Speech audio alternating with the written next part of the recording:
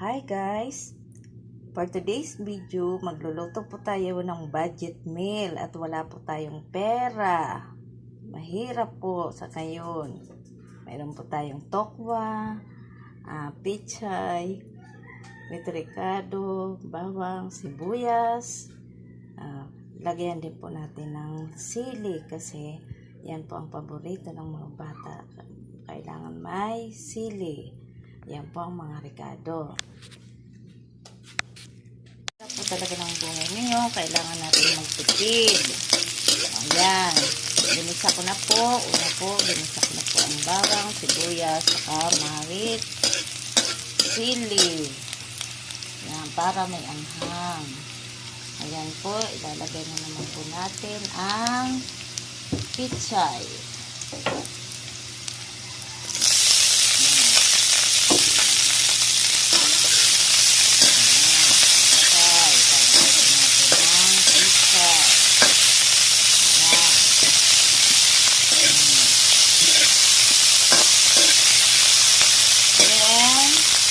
Sabay po niyan ang tukwa.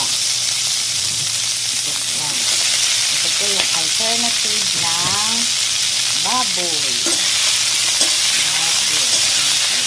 Talaga, discard lang po.